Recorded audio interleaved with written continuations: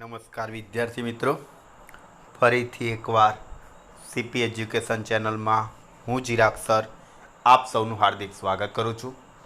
વિદ્યાર્થી મિત્રો, આપણે ચેપ્ટર નંબર 4 સમતલમાં ગતિ મોશન ઇન અ પ્લેન ચાલી રહ્યું છે. તેના એક્ઝામ્પલ નંબર 19 જે સ્વાધ્યાયના દાખલા ચાલી રહ્યા છે તેના 19મા નંબરના દાખલા તરફ આપણે આવી ગયા છીએ. લખ્યું છે, વિધાનોને ધ્યાનથી વાંચો અને કારણ સહિત દર્શાવો કે તે સાચા છે કે ખોટા. દોસ્તો, ઘણા વિદ્યાર્થીઓ આ થિયરિકલ ક્વેશ્ચન સમજીને છોડી દેતા હોય છે, થિયરિકલ દાખલો સમજીને છોડી દેતા હોય છે. પરંતુ વિદ્યાર્થી મિત્રો, તમને જણાવી દઉં કે JEE અને નીટની એક્ઝામમાં વિધાન અને કારણવાળા પ્રશ્નો ઘણા બધા પૂછાય છે. માટે આવા પ્રશ્નો આપણે સોલ્વ કરવા ખૂબ જ જરૂરી છે.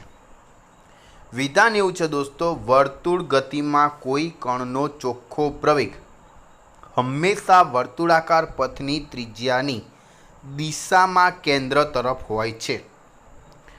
પ્રશ્ન એવું કહે છે દોસ્તો કે વર્તુળ ગતિમાં કોઈ કણનો ચોખ્ખો પ્રવેગ હંમેશા વર્તુળાકાર પથની ત્રિજ્યાની દિશામાં કેન્દ્ર તરફ હોય છે. તો આ વિધાન ખોટું છે દોસ્તો. કેમ? કારણ કે અચળ ઝડપથી વર્તુળ ગતિ કરતો પદાર્થ હોય તો જ આ વિધાન સાચું છે, નહીતર આ વિધાન કેવું કહેવાય? ખોટું કહેવાય છે. ક્લિયર દોસ્તો? હવે દોસ્તો બી આપેલો છે કે કોઈ બિંદુ પાસે કણનો વેગ હંમેશા તે બિંદુ પાસેના પથની દિશામાં દોરેલા સ્પર્શકની દિશામાં હોય છે.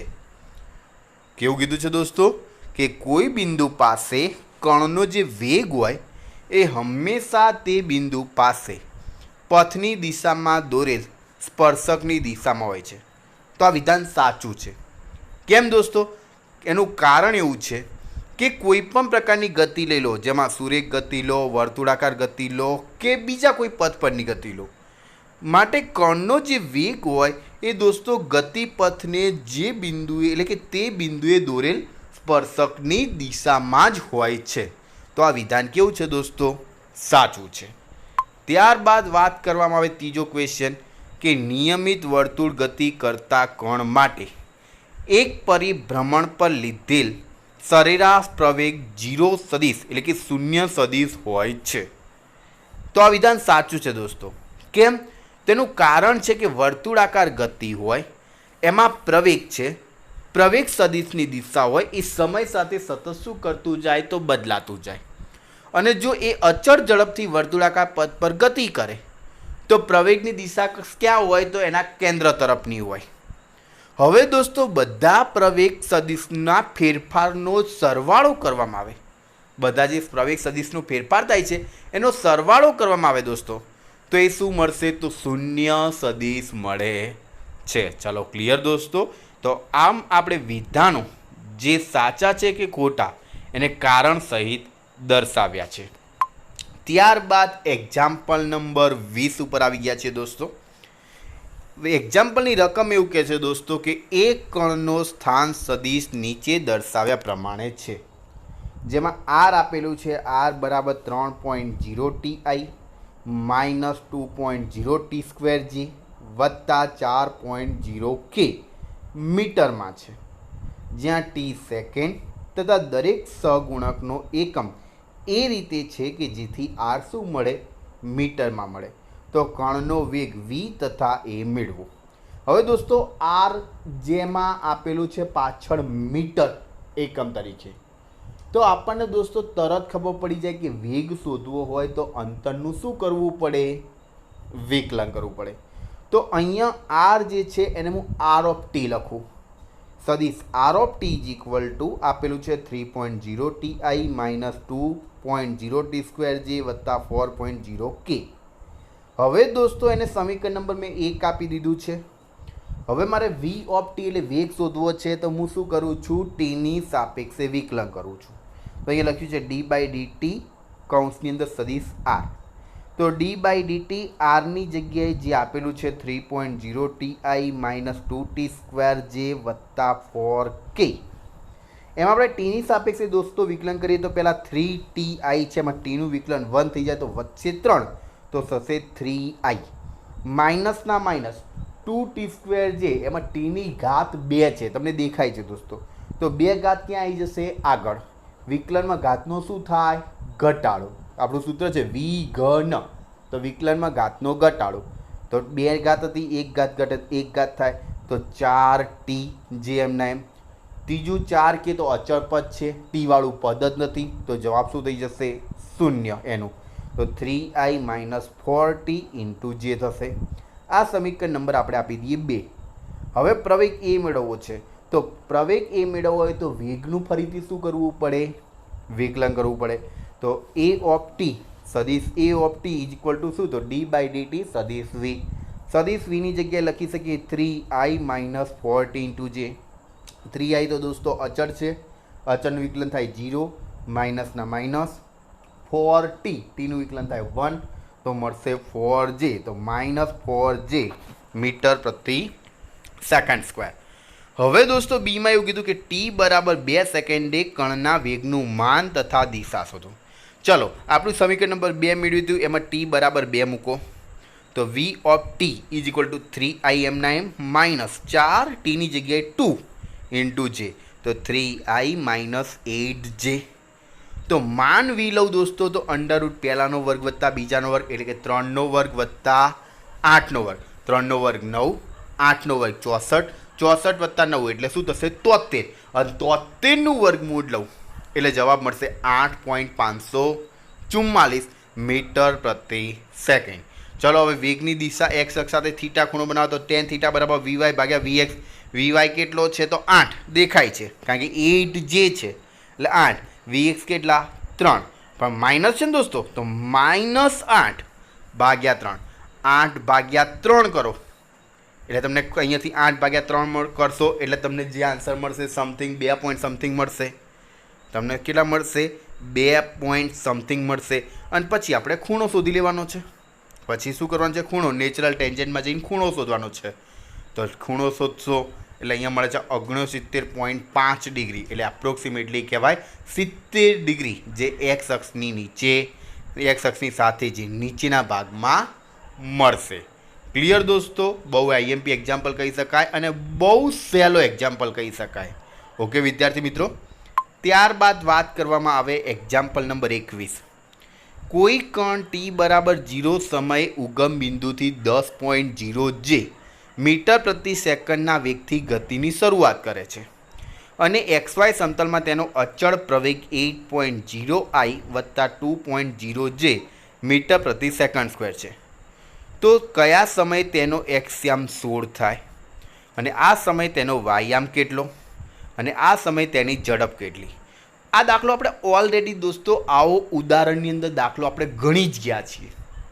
તો એ દાખલાનો આપણે ફરીથી રિપીટ જ કરવાનો છે કે સદિશ r બરાબર r0 plus v0t plus 1/2 at². આ સૂત્ર છે આપણે, જ્યાં v0 બરાબર 10j આપેલા છે અને 8 is equal two 8i plus 2j આપેલા છે. તો મૂકી દો r0 પ્રારંભિક અંતર 0, તો r બરાબર 0 વત્તા 10j t વત્તા 1/2 એની જગ્યાએ 8i plus 2j into t². તો r બરાબર જે વધ્યું લખી દો 10j t વત્તા 2 વડે ભાગી કાઢું તો 4i વત્તા j ઇન્ટુ t². તો શું મળશે 10j t વત્તા 4t²i વત્તા t²j. ચાલો i વાળું પદ ભેગું રાખવું, j વાળું પદ ભેગું, તો 4t²i પ્લસ 10t વત્તા t² ઇન્ટુ j. હવે દોસ્તો r ઇઝ ઇક્વલ ટુ આપણે xi વત્તા yj સાથે સરખાઈએ તો x બરાબર i વાળું પદ એટલે કે 4t² અને y બરાબર 10t વત્તા t² મળશે. હવે એક્સયામ દોસ્તો આપેલો છે 16, એક્સયામ આપણને 16 આપેલો છે તો 16 બરાબર 4t² લખાય. 4 ભાગાકારમાં જાય તો 4 બરાબર t², વર્ગમૂળ લઉં તો t² બરાબર 2 સેકન્ડ થઈ જશે. હવે આ t બરાબર 2 સેકન્ડ છે એને વાયમાં મૂકી દો તો y બરાબર 10t વત્તા t², 10tની જગ્યાએ 2 વત્તા t² એટલે 2નો વર્ગ, 10 દુ 20 વત્તા 4 એટલે કેટલા મળશે 24 મીટર. ચલો ક્લિયર. હવે બીજા નંબરે શોધવા કીધું આ સમયે તેની ઝડપ કેટલી હશે. તો આપણે દોસ્તો ઝડપ શોધવી છે તો પહેલાં r is equal to R0 plus V0t plus 1/2 AT² છે. એમાં R0 બરાબર 0 જે આપણે હમણાં શોધ્યું હતું અને આ સમીકરણ છેલ્લે મેળવ્યું હતું દોસ્તો. તમને ખબર જ હશે કે R બરાબર 4t², R બરાબર 4t²i વત્તા 10t વત્તા t² કૌંસ 12j આ સમીકરણ મેળવ્યું. એમાં માન v બરાબર કરું તો શું થાય? અંડરરૂટ પહેલાનો વર્ગ વત્તા બીજાનો વર્ગ એટલે 8t વર્ગ વત્તા 10 વત્તા 2t વર્ગ. એમાં ટીની જગ્યાએ દોસ્તો 2 મૂકો તો 8 દુ 16 વર્ગ વત્તા 10 વત્તા 2 ગુણ્યા ટી એટલે 2, 2 દુ 4, 4 વત્તા 10 એટલે 14 વર્ગ. તો 16 વર્ગ 256, 14 વર્ગ 196, 256 વત્તા 196 એટલે 452. વર્ગમૂળની બહાર કાઢશો એટલે 21.26 મીટર પ્રતિ સેકન્ડ જે કણની ઝડપ શોધવી હતી દોસ્તો એ આપણને મળી ગઈ. ક્લિયર દોસ્તો? બહુ સહેલો એક્ઝામ્પલ કહી શકાય. ત્યારબાદ વાત કરીએ 22મા નંબરનો એક્ઝામ્પલ કે આઈ તથા જી અનુક્રમે એક્સ અને વાય એક્સ પરના એકમ સદિશ છે. સદિશો આઈ વત્તા જે તથા આઈ માઇનસ જે ના મૂલ્યો અને દિશા કઈ હશે? સદિશ એ બરાબર 2i વત્તા 3j ના આઈ વત્તા જે તથા આઈ માઇનસ જે ના દિશાઓના ઘટક શોધો. તમે આલેખની રીતનો ઉપયોગ કરી શકો છો. ચલો ક્લિયર દોસ્તો?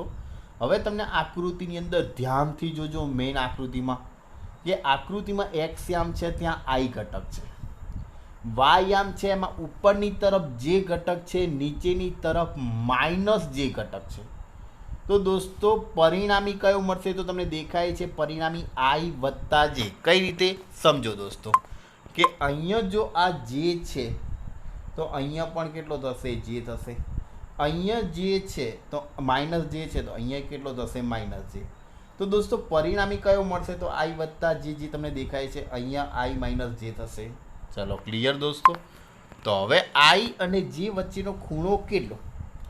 આઈ અને જે વચ્ચેનો ખૂણો કેટલો? તો આઈ અને જે વચ્ચેનો ખૂણો 90. તમને ખબર પડવી જોઈએ દોસ્તો. આઈ અને જે વચ્ચેનો ખૂણો કેટલો? તો 90 આખો. ઓકે, તો આઈ અને જે વચ્ચેનો ખૂણો 90. તો સદિશ આઈ વત્તા જે માનની અંદર શું લખાય? તો અંડરરૂટ a² વત્તા b² વત્તા 2ab cos થીટા. તો એની જગ્યાએ i² વત્તા બીની જગ્યાએ j² વત્તા 2ij cos બીટા. વર્ગ કરું દોસ્તો તો આઈની જગ્યાએ 1, જેની જગ્યાએ 1 તો 1નો વર્ગ ઇન્ટુ 1નો વર્ગ વત્તા 2 ગુણ્યા 1 ઇન્ટુ 11 લખ્યા છે દોસ્તો. એ 11 નથી 1 છે. આ ખાસ યાદ રાખજો. 11 લખ્યા છે ત્યાં આગળ શું છે? 1 છે. તો 2 ગુણ્યા 1 ગુણ્યા 1 અને cos 90 નો જવાબ 0. તો cos 0 0 તો આખું પદ 0. તો 1નો વર્ગ 1, 1નો વર્ગ 1, 1 વત્તા 1 એટલે 2, વર્ગમૂળમાં 2 અને 2નું વર્ગમૂળ નીકળશે 1.41. ચલો ક્લિયર? હવે એ જ રીતે દોસ્તો આઈ માઇનસ જે બરાબર શું? તો અંડરરૂટ પહેલાનો વર્ગ વત્તા બીજાનો વર્ગ ઓછા, અહીંયા ઓછા છે તો ઓછા, વત્તા હોય તો વત્તા, ઓછા 2ab cos બીટા. તો 1નો વર્ગ વત્તા 1નો વર્ગ ઓછા 2, 1 ગુણ્યા 1 cos 90 પણ cos 90 0. તો વર્ગમૂળ 1 વત્તા 1 એટલે વર્ગમૂળ 2, વર્ગમૂળ 2નું વર્ગમૂળ નીકળશે 1.41. હવે દોસ્તો આઈ વત્તા જે અને એક્સ અક્ષ સાથે એમ માનો કે થીટા ખૂણો બનાવે છે. તમે જોઈ શકો છો આઈ વત્તા જે અને એક્સ અક્ષ એ બંને વચ્ચેનો ખૂણો કેટલો? તો થીટા. તો tan થીટા બરાબર સામેની બાજુ ભાગ્યા પાસેની બાજુ 1/1 એટલે 1. તો થીટા ખૂણો કેટલો મળે? 45. હવે દોસ્તો એમ માનો કે આઈ માઇનસ જે એક્સ અક્ષ સાથે નીચે જુઓ તમે આલ્ફા ખૂણો આતરે છે. તો tan આલ્ફા બરાબર શું? તો tan આલ્ફા બરાબર શું? તો જે જવાબ આવતો તો 1 તો ખરો પણ અહીંયા નીચે માઇનસ જે રીતે -1 ભાગ્યા 1, -1 ભાગ્યા 1 એટલે -1. તો થીટા બરાબર શું થશે? 45 તો કરો પણ 2πમાંથી 45 બાદ કરવા પડે એટલે 360 ઓછા 45 એટલે થીટા બરાબર ખૂણો કેટલો મળશે? 315. તો આઈ પ્લસ જે છે એ આઈ સાથે 45નો ખૂણો બનાવશે, જ્યારે આઈ માઇનસ જે છે એ આઈ સાથે 315 ડિગ્રીનો ખૂણો બનાવશે. હવે બીજા નંબરે દોસ્તો કીધું કે એ બરાબર 2i પ્લસ 3j નો આઈ પ્લસ જેની દિશાનો અસરકારક ઘટક શોધવો. તો એ બરાબર 2i પ્લસ 3j, જ્યારે બી બરાબર આઈ પ્લસ જે. હવે એ ડોટ બી લઉં તો તમને ખબર છે ડોટ પ્રોડક્ટ લઉં તો એ બી કોસ થીટા. ખબર છે દોસ્તો? ઓકે, એ કોસ થીટા કરતાં બનાવું તો અહીંથી બી જે છે જમણી બાજુ એ ભાગાકારમાં જશે. તો એ ડોટ બી બરાબર એ ડોટ બી ભાગ્યા બી, એની જગ્યાએ 2i પ્લસ 3j, બીની જગ્યાએ i પ્લસ જે, નીચે માન i પ્લસ જે, એટલે અંડરરૂટ પહેલાનો વર્ગ વત્તા બીજાનો વર્ગ, એટલે i સ્ક્વેર વત્તા જે સ્ક્વેર, આઈનો વર્ગ થાય એકનો વર્ગ વત્તા એકનો વર્ગ, 1 વત્તા 1 એટલે વર્ગમૂળમાં 2, જે આપણે જોયું માન i વત્તા જેનો જવાબ આપણે જોયો દોસ્તો, તમને ખબર છે માન i વત્તા જેનો જવાબ આપણે જોયો, જેનો જવાબ કેટલો મળે છે તો 1.41, જુઓ દોસ્તો. ઓકે, તો એનો જ આપણે અહીંયા ઉપયોગ કર્યો છે, અહીંયા વર્ગમાં બી એનો જ મૂક્યો છે. અહીંયા આઈનો ગુણાકાર આઈ જોડે, તો 2i into I, I into આઈ એટલે 1 એટલે 2 એકા 2, 3j ઇન્ટુ જે એટલે 3 એકા 3, તો 2 પ્લસ 3 એટલે 5 ડિવાઇડેડ બાય √2. સિમિલરલી દોસ્તો સદિશ એનો આઈ માઇનસ જેની દિશામાં ઘટક શોધીએ તો a cos θ બરાબર a ડોટ બી ભાગ્યા બી, તો 2i ગુણ્યા i એટલે 2, 3j માઇનસ જે એટલે -3 ભાગ્યા √2 એટલે જવાબ આવશે -1/√2. ક્લિયર દોસ્તો? તો આ દાખલો પણ આમ બહુ આઈએમપી કહી શકાય, કારણ કે આવા એક્ઝામ્પલ પરીક્ષાની અંદર ઘણી વખત દોસ્તો પૂછાતા હોય છે. ત્યારબાદ વાત કરીએ 23મો એક્ઝામ્પલ, કે અવકાશમાં કોઈ સ્વૈચ્છિક ગતિ માટે નીચે આપેલ સંબંધ પૈકી કયો સંબંધ સાચો છે? તમને ABCDE સંબંધ આપ્યા છે, એ કયો સાચો છે? જુઓ દોસ્તો, v સરેરાશ બરાબર 1/2 VT1 વત્તા VT2 આપ્યા છે. બીજા નંબર લખ્યું છે v સરેરાશ બરાબર RT2 માઇનસ RT1 ભાગ્યા T2 માઇનસ T1. ત્રીજા નંબરે આપ્યું છે R of T is equal to R0 plus V0T plus 1/2 AT square. ચોથા નંબરે આપ્યા v of T is equal two V0 plus AT. પાંચમા નંબરે એ સરેરાશ બરાબર VT2 માઇનસ VT1 ભાગ્યા T2 માઇનસ T1. આટલું આપ્યું છે.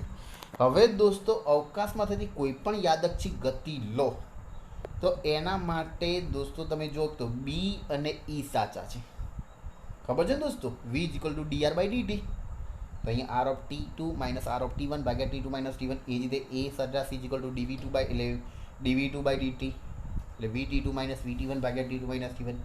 જ્યારે a સી ઈ એ સંબંધો ક્યારે સાચા? તો એ સાચો છે, સી સાચો, ડી સાચો, પણ ક્યારે સાચા? તો જ્યારે ગતિ અચળ પ્રવેગથી થતી હોય, અને યાદચ્છિક ગતિ માટે અચળ પ્રવેગ ગતિ હોવી એવું જરૂરી હોતું નથી.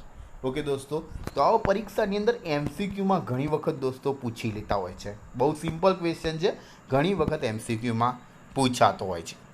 ત્યારબાદ વાત કરીએ દોસ્તો 24મા નંબરના પ્રશ્નો ઉપર આવી ગયા, કે વિધાન ધ્યાનપૂર્વક વાંચો અને કારણ તથા ઉદાહરણ સહિત દર્શાવો કે સાચું છે કે ખોટું.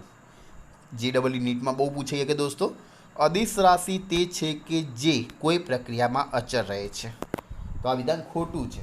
એનું ઉદાહરણ લખીએ તો ગતિ ઉર્જા એ અદિશ રાશિ છે, પણ અસ્થિતિસ્થાપક અથડામણ થાય ત્યારે એનું સંરક્ષણ થતું નથી. આપણે 5મા ચેપ્ટરની અંદર આ અસ્થિતિસ્થાપક સ્થિતિસ્થાપક પદાર્થો ભણશું દોસ્તો. ક્લિયર? ત્યારબાદ બી ક્વેશ્ચનમાં વાત કરીએ તો અદિશ રાશિ તે છે કે જે તે ક્યારે ઋણ નથી હોતી, તો આ વિધાન ખોટું છે, કારણ કે બધી પ્રક્રિયામાં અદિશ રાશિને ઋણ મૂલ્ય તો હોય જ છે. દાખલા તરીકે તાપમાન અદિશ રાશિ છે, એના મૂલ્ય આપણને ખબર છે -4 ડિગ્રી સેલ્સિયસ, -30 ડિગ્રી સેલ્સિયસ. બીજા નંબરે વીજભાર એટલે કે વિદ્યુત ભાર એ પણ ઋણ હોઈ શકે છે, રાઈટ?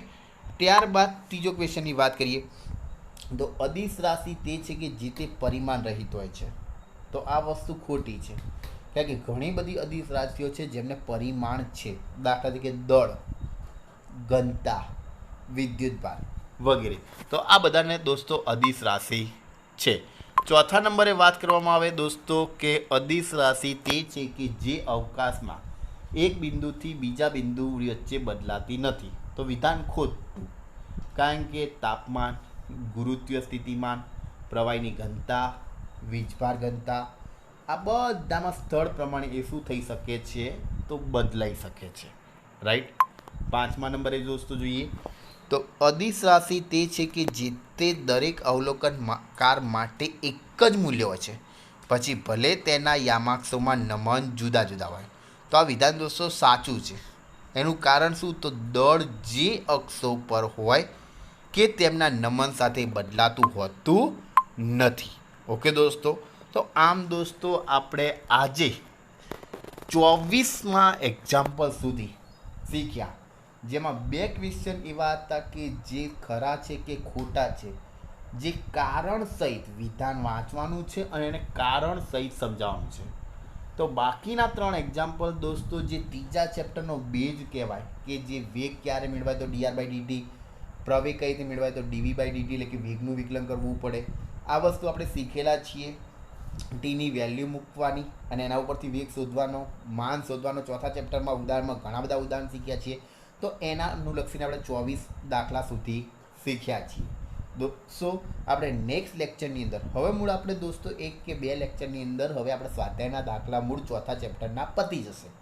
ત્યારબાદ આપણે 5મું ચેપ્ટર બોર્ડ ઉપર જ ચાલુ કરવાના છીએ.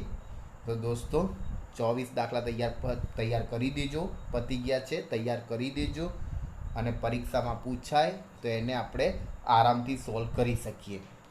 દોસ્તો જો વિડીયો પસંદ આવ્યો હોય તો લાઈક કરજો, તમારા મિત્રોને શેર કરજો અને ચેનલને સબસ્ક્રાઈબ કરજો. આપણે નેક્સ્ટ લેક્ચરની અંદર આગળ સ્વાધ્યાયના દાખલા જોઈશું. ત્યાં સુધી આવજો.